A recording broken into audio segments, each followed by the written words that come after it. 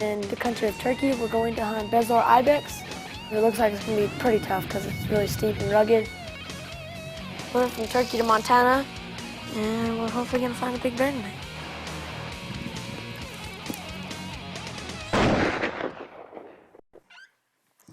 Hey guys! Welcome to my TV show, Youngblood. Hi, my name is Mackenzie Sims. I'm 14 years old, and I live in Evanston, Wyoming. And this place right here is my trophy room. This year we have scheduled some amazing hunts going after the biggest, most dangerous game on 5 continents, including my next safari in Africa, where I'll be setting a new world record, being the youngest person to ever complete Africa's Big 5 in a single safari. But for this show, we're hunting Ibex in Turkey. Let's see what happens.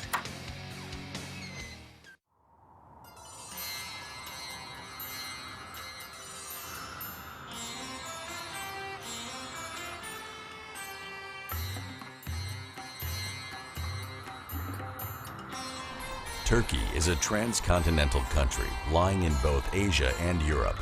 And across this continental divide sits its largest city, Istanbul, with a population over 12 million people.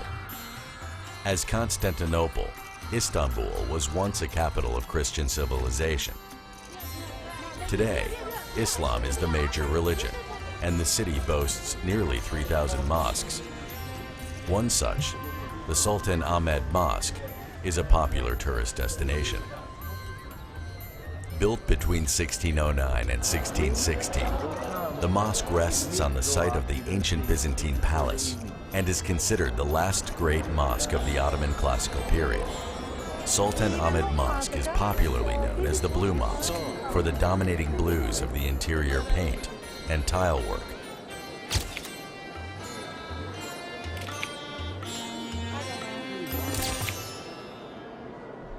As the center of Turkish economy, Istanbul generates 1/5 of the nation's gross national product, and the city's 2 primary economic sectors are industry and tourism. Over 30 million people visit Turkey each year, with Istanbul being the chief destination, and also the point of entry for the Youngblood team, from where they will travel across the country to the village of Kuyacak, situated at the base of the Taurus Mountains.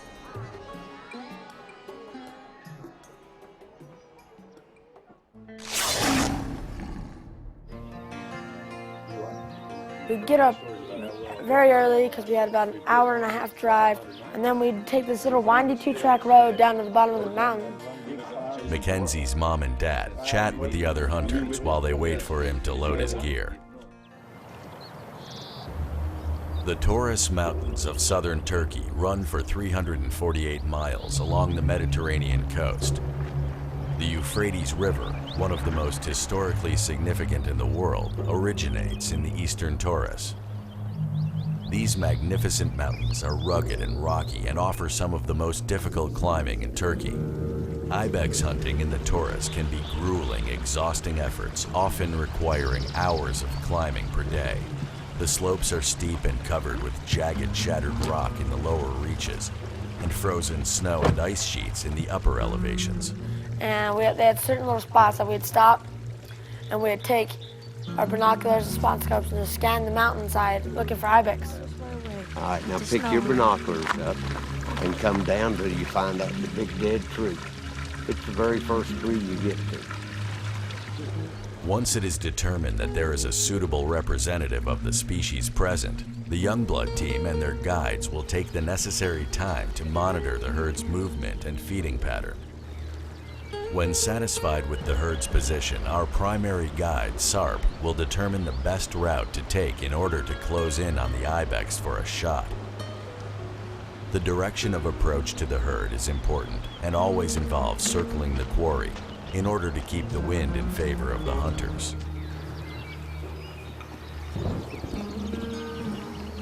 Leading the group is the game warden, Ismet.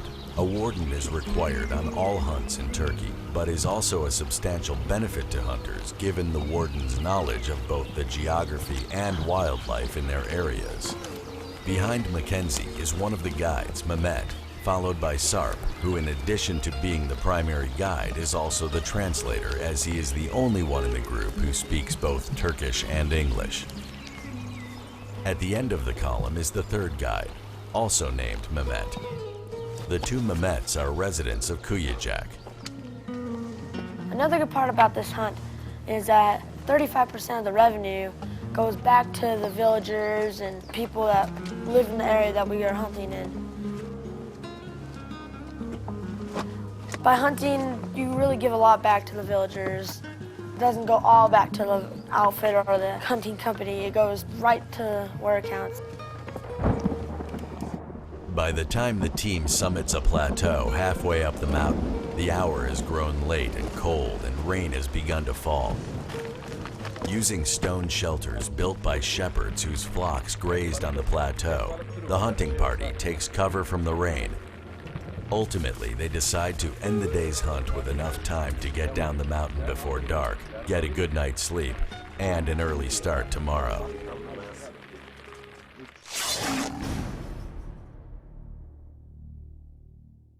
There's a bunch of rocks that have shattered away, and there's some edges on them that are really sharp. There's a bunch of thorn bushes. When you almost fall, you grab a hold of them, they hurt your hand. It's tougher than it looks. You gotta watch out for holes and cracks so you don't break an ankle.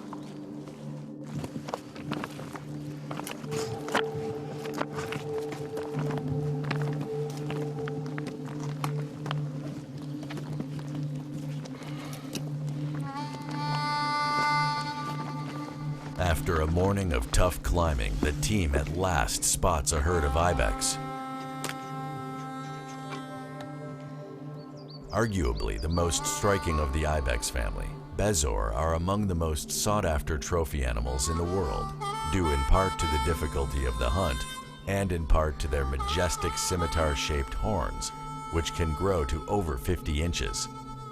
Like any wild goat, Bezoar are steep terrain dwellers. They possess cloven two-toed hooves that spread wide to provide amazing balance. Well, when we'd find an ibex, we'd sit there and we'd plan our stalk out. If they were like on one side of a drainage or something, we'd look where the wind's blowing, try to find the easiest way around to get to them within the range I'm capable of shooting, and hopefully just get in there and get a clean shot. Hours later, Team Youngblood sights the ibex herd beginning a climb down a steep slope about 600 yards away. Mackenzie and Sarp set up for a shot in hopes that the ibex continued to approach. However, they never quite come into good shooting range. Instead, the ibex turn and disappear around the back of the mountain. We just couldn't get to the ibex before it got too dark.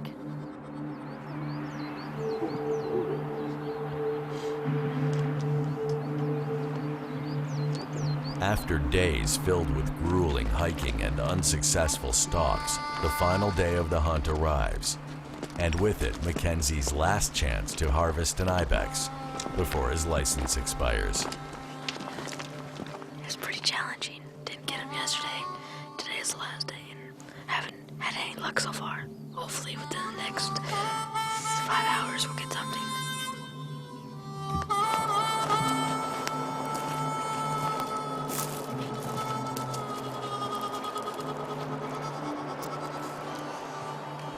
The group locates a small herd of ibex roaming relatively low on the mountain slope.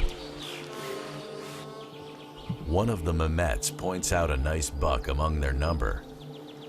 We were looking for a decent-sized ibex. We were looking for one in the high 40s, low 50s. Mackenzie, Sarp, and Jack discuss their options. Sarp lays out two strategies. The team can approach the ibex from the bottom, which runs the risk of the ibex spotting or scenting the hunters and retreating further up the mountainside. Or the group can travel further down the base and climb the mountain away from the herd, circling around to come upon the ibex from above. Sarp warns that this route will take hours longer, but he believes this is the best chance to secure a shot. Jack and Mackenzie agree. Team Youngblood begins its most arduous climb yet. We started a big hike up the mountain after some Ibex. We ended up climbing through some really steep rocks, through some snow. And as soon as we got up here, a bunch of ravens from way up high came down and spooked them. They were circling above them and carrying on. So now they're heading up, so who knows if we'll get a shot at them now. Sarp stops to locate the Ibex. The hunting party must climb higher than intended to have any chance at a trophy. But it is the last day of the hunt, and no one wants to go home empty-handed.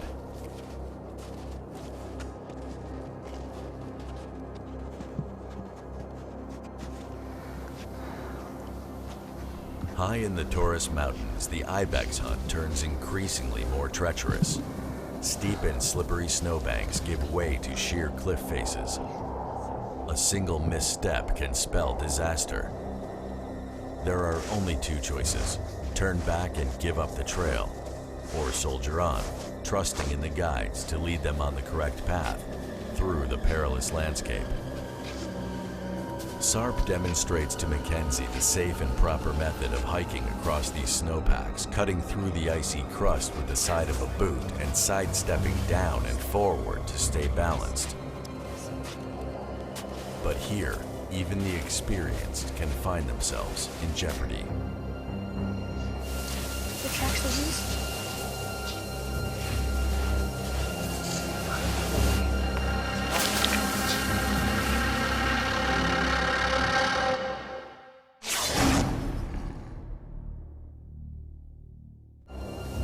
But here, even the experienced can find themselves in jeopardy. Less than 10 feet separates the guide from the fatal drop. Thankfully, he recovers. Sarp leads Jack and Mackenzie onward, but it's mid-afternoon. The team is exhausted from the hike and on edge from the hazards all around them. And the trail of the Ibex continues higher into even more dangerous terrain. Both guides and hunters agree to end the pursuit here. It's disappointing, but at least Mehmet shows them the quick way down the mountain.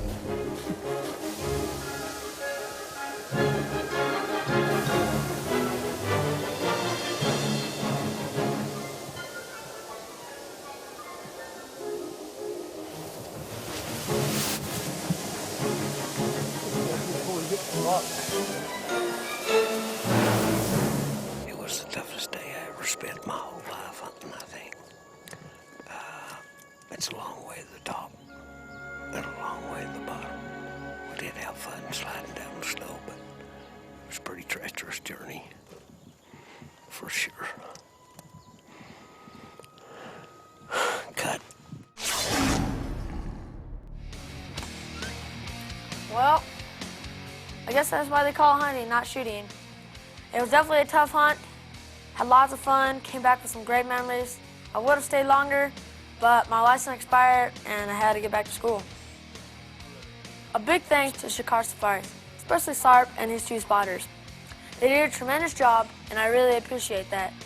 Guys, I have not yet gave up on my Ibex. Sometimes you're just not successful.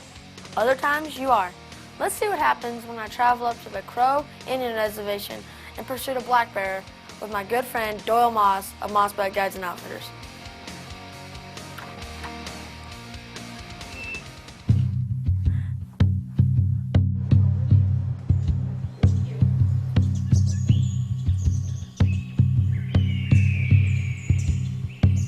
The Crow Indian Reservation near Fort Smith, Montana covers approximately 1.4 million acres and provides excellent locations for black bear spot and stalk hunting. Visitors to the reservation are required to obtain hunting permits and must be accompanied by a Crow guide. Much like the game wardens in Turkey, these guides provide valuable knowledge of the territory and the local game and wildlife. We made it to Fort Smith, Montana, jumping off spot for a bear hunt. It's a hard 8 hours from our house. Yeah, what's up, buddy? Jack, how are you? Good, how are you? It's a Diet Coke commercial. Gappy, how are you? Good, yourself? Good. How was the trip? It was good, actually. Well, we're going bear hunting here in Montana with Doyle Moss of Mossback.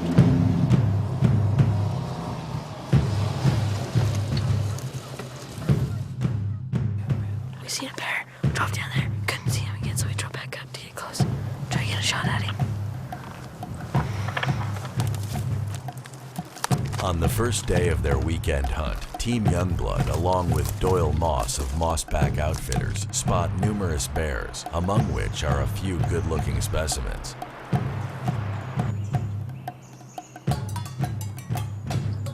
But Doyle believes there will be better opportunities for harvest. What are you ready? That's awesome. Feel like you're back.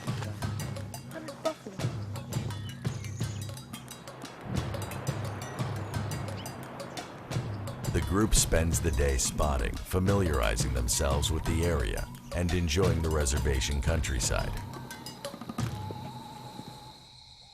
It's been a beautiful day in Montana, bear hunting. We ran out of light.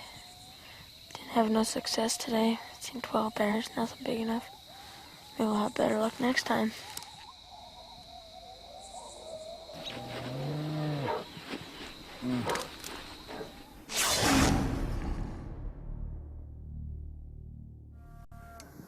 I didn't even get to see that one. By mid-morning, Jack spots a great bear. This bear right here, that my dad spotted as soon as we got out of the truck. Doyle says he's in a good spot. The team moves in for a closer look, and once all agree this is a bear they want, the stalk is on.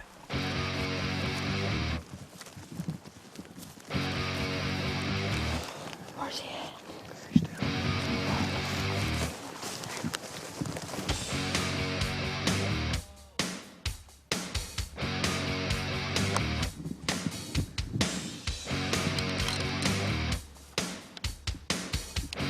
We got out of the truck, my dad spotted it, and I said, Doyle, that's where we need to go shoot.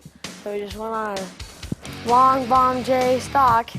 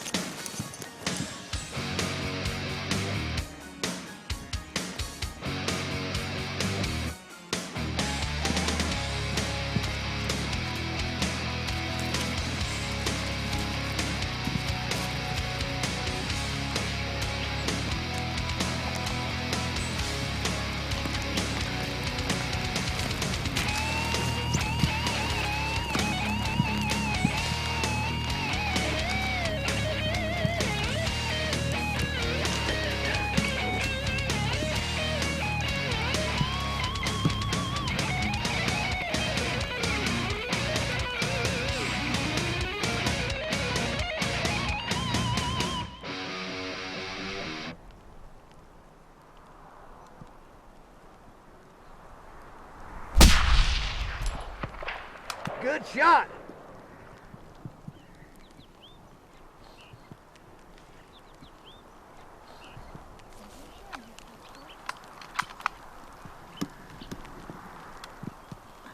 Good shot, buddy.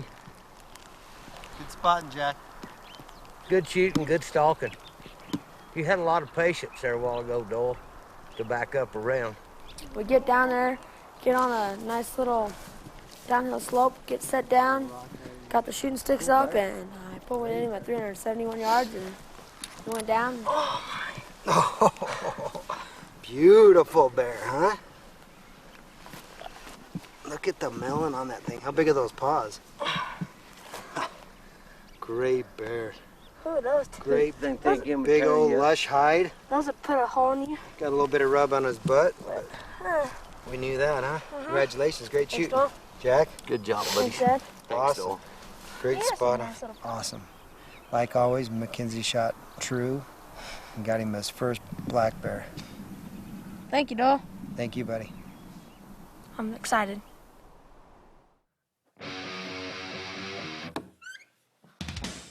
Well, and sometimes you are successful. Thanks, Doyle.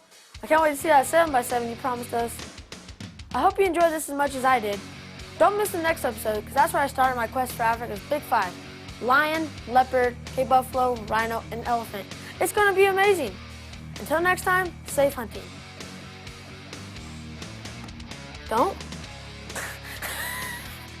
My name... I've never been able to say anything that's so happy. It's just me. I just talk fast like this. You get these facial expressions. I know when to stop. Ugh.